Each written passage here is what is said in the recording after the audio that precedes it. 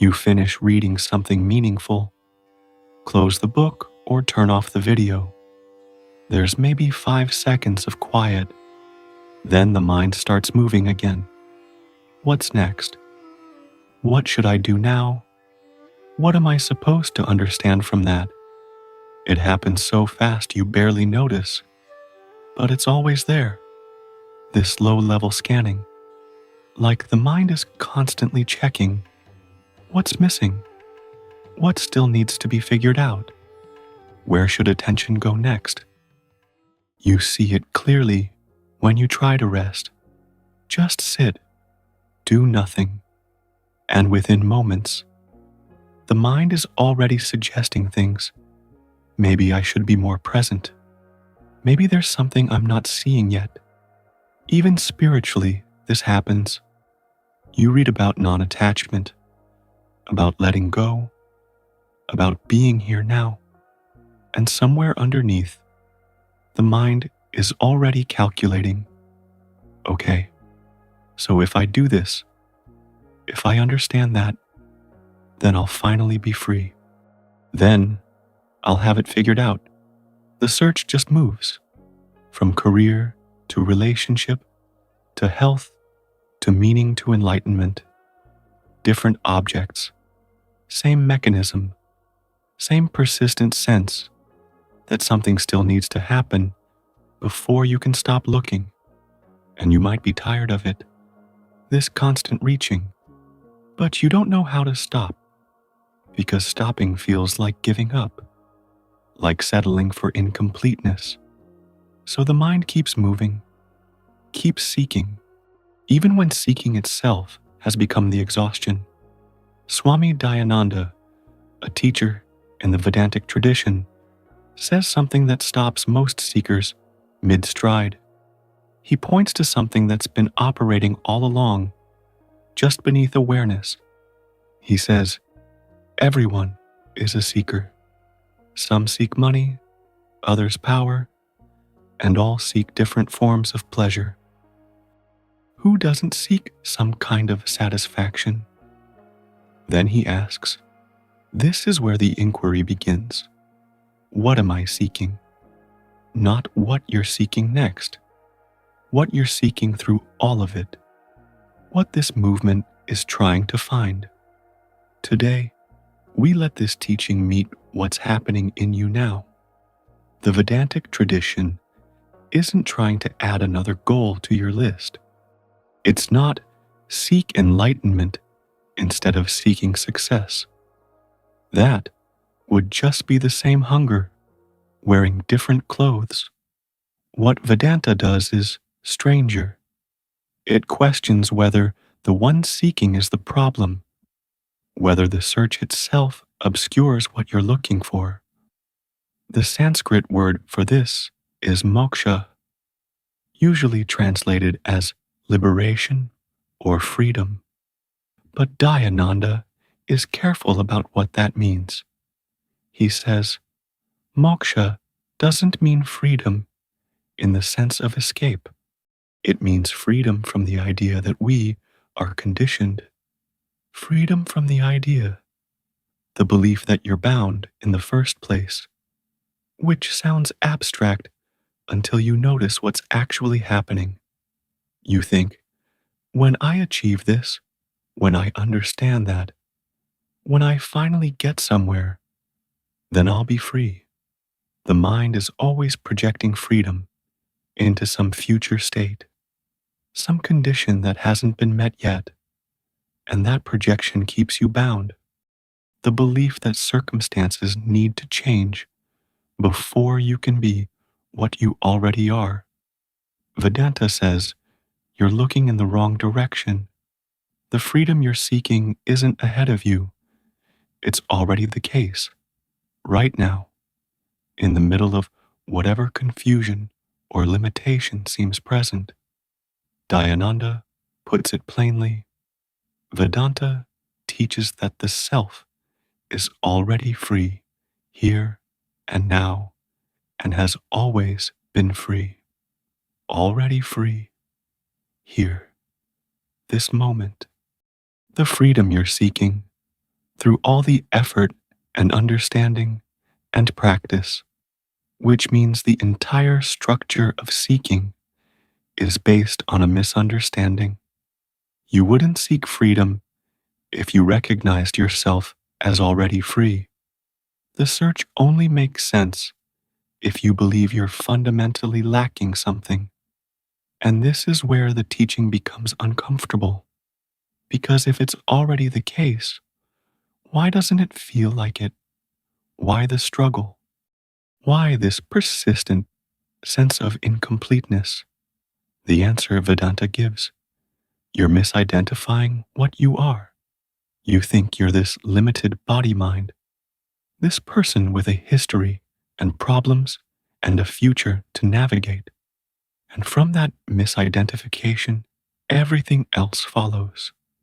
The sense of separation, the fear, the need to secure yourself through achievements and understanding and spiritual attainment. But what if that identification is the error? What if you're something else entirely? This is the inquiry Vedanta invites: direct investigation into what's actually here when you stop overlaying concepts and conclusions. Here's what makes this strange. Think about any moment of happiness you've actually experienced. Real happiness, even if brief. What was present in that moment? Usually, the mind had stopped reaching for something, stopped calculating. There was a pause in the wanting, and in that pause, something was there. Something that didn't depend on circumstances aligning. You've probably felt this after finishing a project, or in those rare moments when you're just walking, and suddenly there's no commentary running, no problem to solve. The mind goes quiet, and there's just this, whatever this is, and it's enough. Vedanta points to something most people miss: that sense of being okay, of being fine without needing anything to be different. It appears when the reaching stops, when desire pauses, when the mind isn't layering its constant demands onto what's here. Dayananda uses deep sleep as evidence. He says, during deep sleep, who is there? No memories, no knowledge, no world, no physical body. In deep sleep, who is there? Only yourself. Stripped of all things, you are with yourself and you are happy. Why? Because you are happiness itself, and your nature is fullness. Every night, when everything you think you are falls away, thoughts, worries, identity, the whole psychological structure, something remains, and it's peaceful, complete. You don't wake up from deep sleep feeling like something was missing there. You wake up refreshed because you returned to yourself without all the overlay. Happiness is intrinsic to what you are, which means the search for it operates on a misunderstanding. You're looking for what you already are, and it's the same with freedom. Moksha is the recognition that you were never bound in the way you thought, the limitations you feel, the sense of being small, separate, mortal. What are these? Where do they come from? You've taken yourself to be this body mind, this person navigating through life. And from that assumption, the whole search begins. But the Upanishads, the ancient Vedantic texts, make a claim that sounds impossible. They say, Tat Tvam Asi, you are that. You are Brahman. You are the totality itself. You are what you're seeking. The limited sense of self is the error, and liberation is seeing through it. This is usually where the mind resists, because if you're already free, if you're already the fullness itself, why doesn't it feel like it?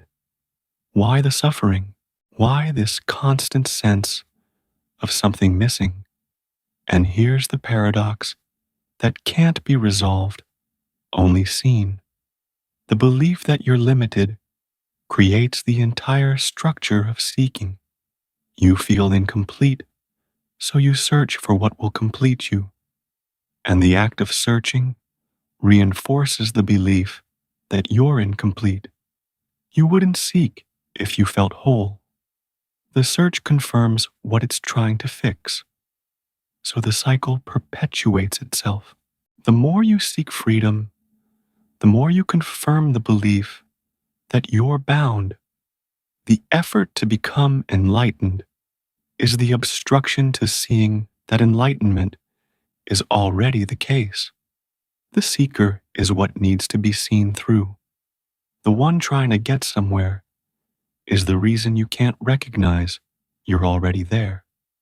You might think, okay, so I'll stop seeking. I'll stop trying. But that's just another move, another strategy. The mind co-opts even that. I'll stop seeking becomes a new form of seeking, a new way to get somewhere.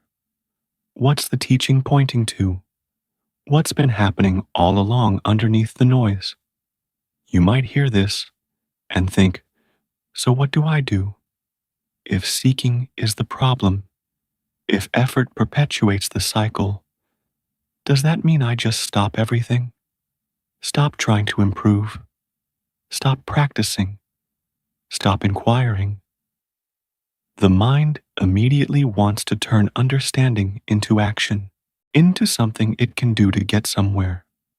This happens automatically, fast, before you even notice. But the teaching is pointing to something else. Actions continue. Life continues. What changes is the context, the underlying belief that you're fundamentally deficient until some future attainment. That can be seen through, and when it is, effort comes from a different place. Fullness, expressing itself, clarity moving. This is why Vedanta speaks of dharma, right action, ethical living. Dayananda says, the liberated person, as a complete being, no longer has desires, and their life can only be in harmony with everything around them. This person is a living example of the Dharma to be followed by all. Dharma here means something specific.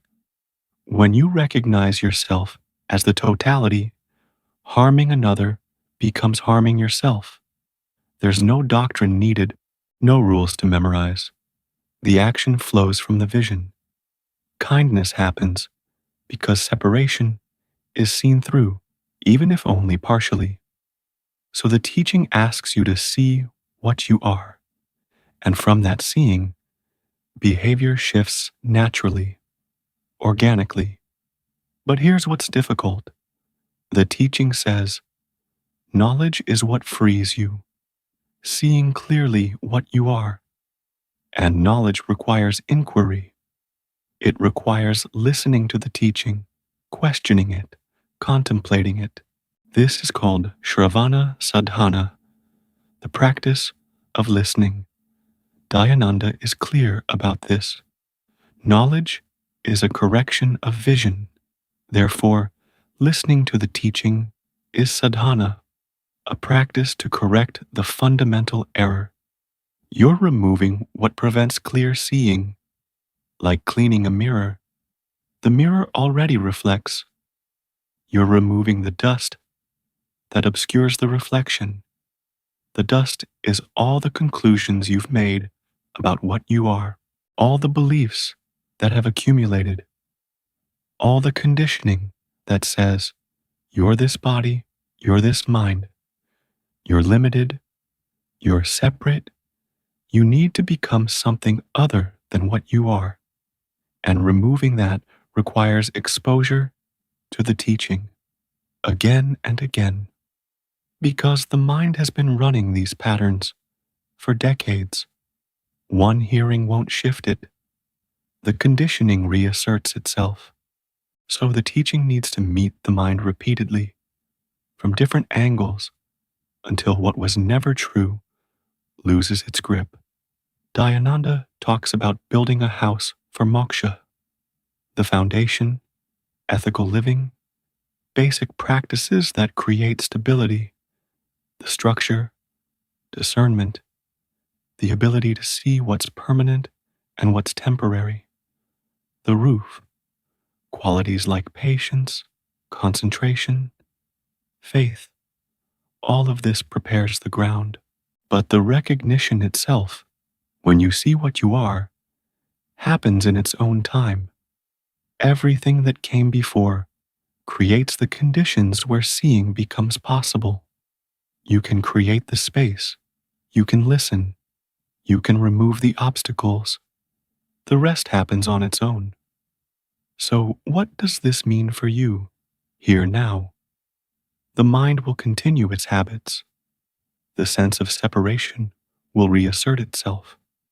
But there can be a crack in the structure. The certainty that you know what you are can begin to loosen. The conviction that you're bound can start to wear thin.